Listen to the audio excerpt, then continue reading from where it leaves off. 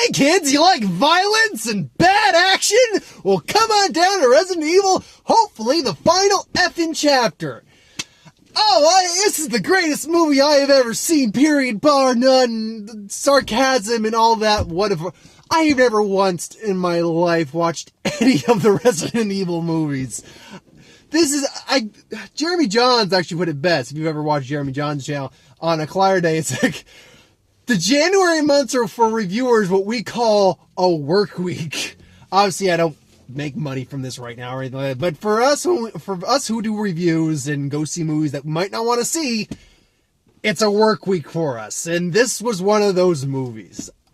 To reemphasize, I've never once watched any of the Resident Evil movies, so I have almost little to know, or played any of the games. So I have little to no basis of background for just about anything that is going on in this movie.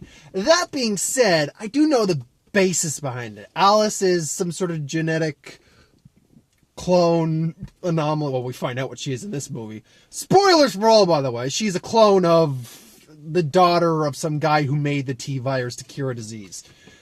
There's an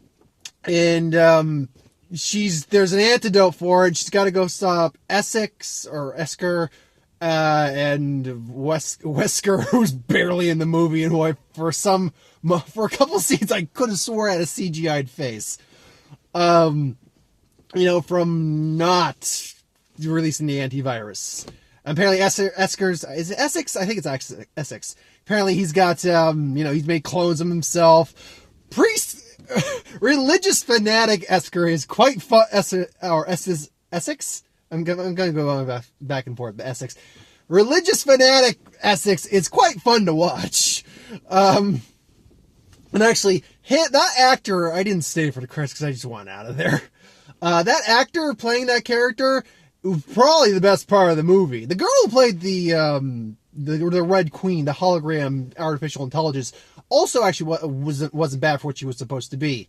She had one quick second of a really creepy smile, just because a creepy evil kid smile. That was legitimately unsettling. But if this is what this movie franchise has always been, then I am glad I have never watched any of these movies, because this was just shit to sit through. This was just not entertaining. Okay, that's not entirely shit. I had moments of entertainment. But it was fleeting moments, like an action sequence or something like that was all right. When she's back to Raccoon City, as it's called. Is there a Raccoon City in the real world? Look that up, folks. I don't know. I don't care to look it up, but I am curious if there actually does exist a Raccoon City. She's got to help these surviving people fend off a zombie horde led by the Essex guy in a tank, and they have armaments and stuff like that. Well, it comes off very Bruce Campbell in Army of Darkness, where they're fighting with what they have, flaming barrels of gasoline and all that stuff, and then she rains down gasoline, lights it on fire, just incinerates a whole mountain. I was like, okay, sure, it's kind of cool. It's kind of fun, at least. But other than that, the return of that laser thing, which was kind of fun. The laser hallway, that was kind of okay. But that was a couple seconds. There's not a whole lot in terms of enjoyability for me in this movie. I will say, honestly, although you can clearly tell their CGI effects and the makeup on Milla Jovovich was... that old age makeup was not the best makeup I have ever seen. That was some pretty shitty old age makeup. But to be fair, it may have something to do with the fact that the girl she's playing had a disease that rapidly aged her. So she's technically 25, but with a 90-year-old body or something like that. I don't know. But the effects, honestly, they're CGI. Almost entirely. I didn't see any practical effects as far as I could tell. But they were not. It wasn't the worst CGI I've seen. I think it's on par with what the rest of the series has done, which has ranged from okay to bleh. No, there was some okay CGI. And they never shy away from letting just the innocents, the people just bite the dust. I mean, we see characters we barely get to know, but from the little we get to know, it's like, they're kind of interesting. They're kind of okay. Oh, there goes the token black. Oh, well, there goes token black guy. Oh, hey, there's the grease monkey girl who was like in a chop shop with her dad, learns how to build stuff. Well, she just got sliced and diced with a fan blade. Hey, there's this guy. Nope, he turns out to be a turncoat. Okay. No one can. How did you make it out of there, woman from the last movie who I don't know, but it clearly has a history in Milla Jovovich? Now, obviously, this is not a movie for me. Okay, actually, that's not entirely true. I could see where this movie would be a movie maybe for me if it had a better script, because the script is shit most of the time. If the dialogue, if Milla Jovovich was honestly, I know Milla Jovovich can be a good actress, but I don't. Some of her line delivery was just shit. It was shit. Like she's talking to the Essex guy, and she's beat him, got the antivirus, and it's like I should have killed you, and she's like, yeah, you should have. She said it kind of like I would just say, it's like, yeah, you should have. The fuck? That was terrible. Well, I was watching this movie, her acting and portrayal was kind of reminding me of Matt Damon and Jason Bourne, the newest one, where he doesn't have many lines of dialogue. I think they said he's got 13? No, he got more than that. I think it's like 30 seconds. He doesn't have a lot of dialogue. She's got more dialogue than, say, Jason Bourne in that movie did.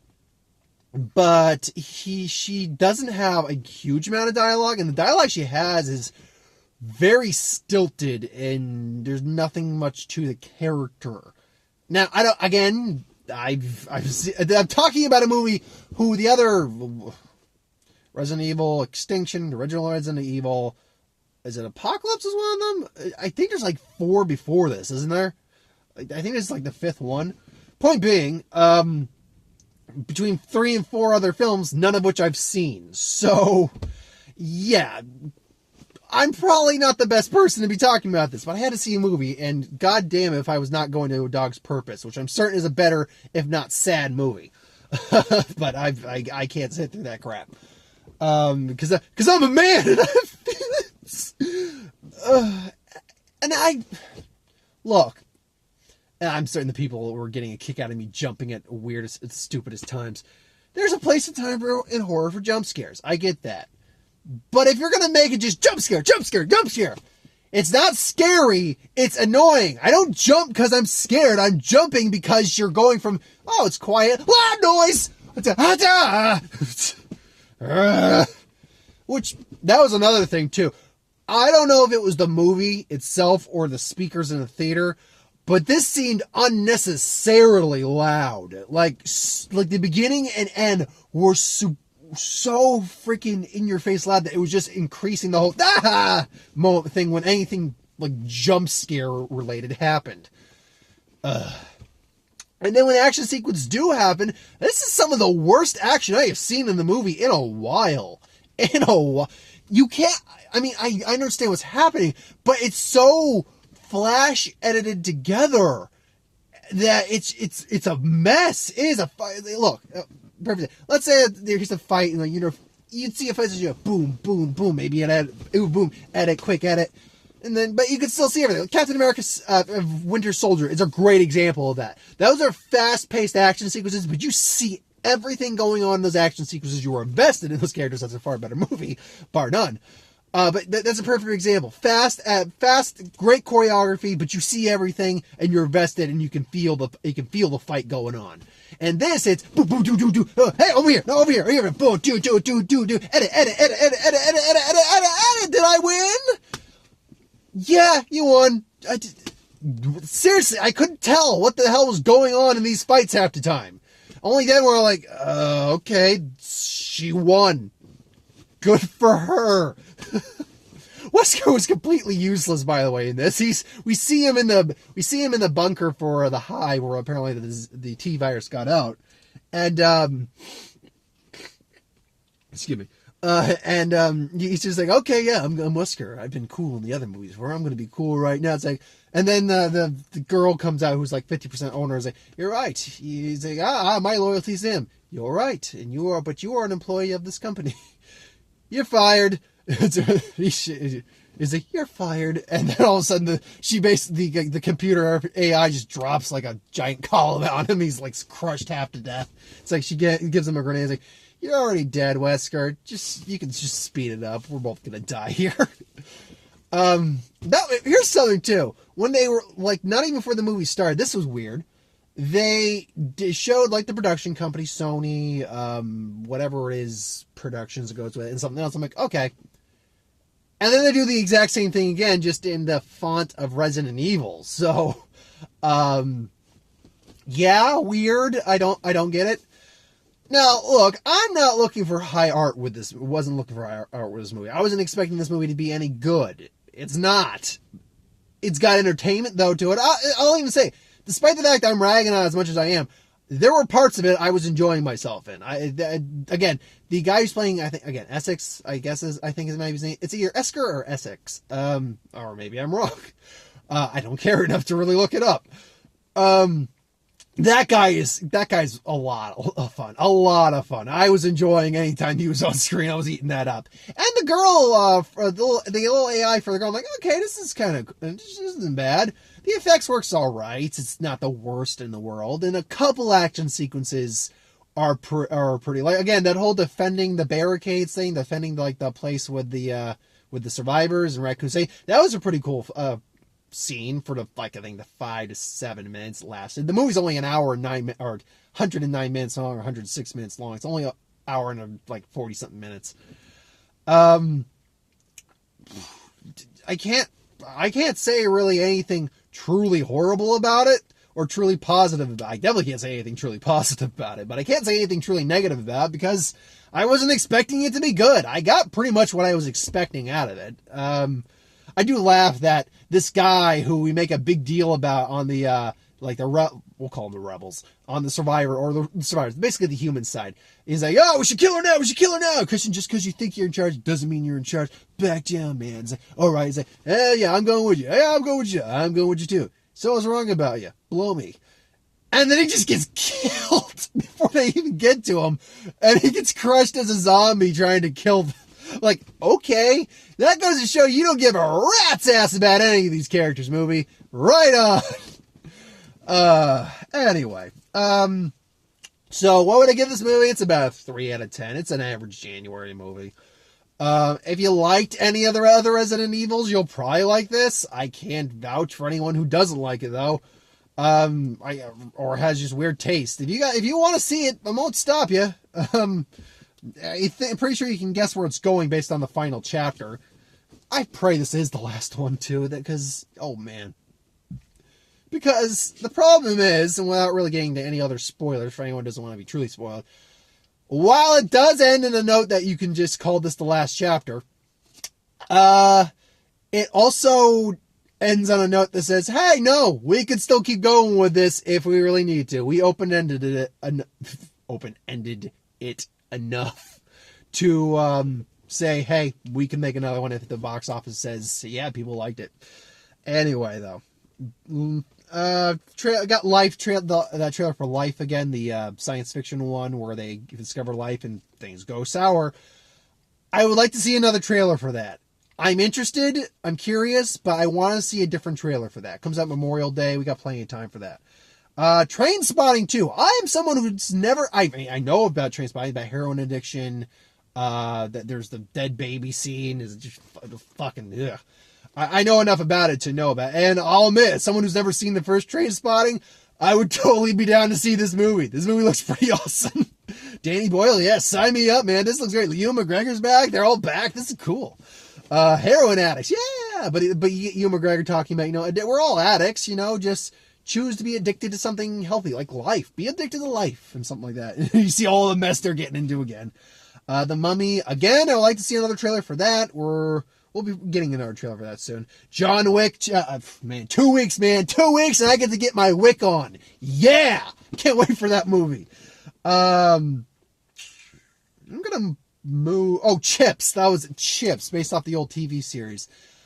I never watched the TV series, but from what I can tell from this trailer, it's not the worst comedy I could probably see this year. There's probably a lot worse comedies coming out that I could see. I don't even know what that one's supposed to be. Oh, Guardians of the Galaxy Volume 2. Again, can't wait for another trailer of that, but every time I see that one, Baby Groot makes me smile. Rockin' and Baby Groot all the way. And then Valerian, City of a Thousand Planets. Another trailer would be nice, but it looks colorful, imaginative. Can't wait for that. Well, can't wait for that. I'll probably see that. That looks interesting, at least. I like cool science fiction movies. So anyway, thanks for watching. Hope you enjoyed. Oh, and I should probably start this off. Yeah, they got these in the lobby now. These monster truck posters. But how fucking... Wait a minute. Let me see if I can get a good... Let me see if I can shine that there. And then... Yeah, there we go. There we go. There's the nice one. How 80s is that? Oh my god. That is... And Mark made a point that this was the one I got when we went to see Split, and I forgot in the lobby. How freaking... That is very Big Trouble Little Chinatown-y. I mean, you got they got the main character there. You got Danny Glover in a wheelchair. His girlfriend on a horse. I can see Rob Lowe right there. You can see that's Rob Lowe right there. And of course, Creech the monster in the truck. So yeah, this is going in my room. Screw that. Screw it for the movie. Shit, it's still going in my room. But yeah, thanks for watching. I hope you enjoyed. Like, comment, share, subscribe. As always, if you want us to review something, put in the comments below. Let us know. We'll do a review of it at some point. If you have ideas for who would win, what if, Star Wars, superhero, any videos I do, please put those in the comments below too. I love the suggestions from viewers. Next, I got box office this week, but apart from that, unless, you know, a trailer or some particular bit of news pops up, I won't be doing anything else this week. Next week is the last week I'm doing the reduced schedule for the channel. After next week, the following week, I'm back into the basics. I'm back into the routine with the what ifs. Basically my whole regular schedule. Just needed the time after my mother passed away to just kind of reacclimate myself to the channel. But yeah, I'll be back in about 2 weeks with the full roster of videos I normally do. But anyway, thanks for watching. I hope you enjoyed. Next week, oh, that's right. It's Rings and or The Space Between Us.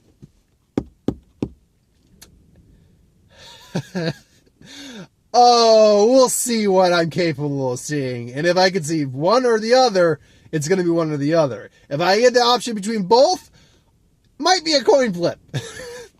But thanks for watching, and I'll see you next time. Have a good night, folks. Let's try that again. Have a good night, folks.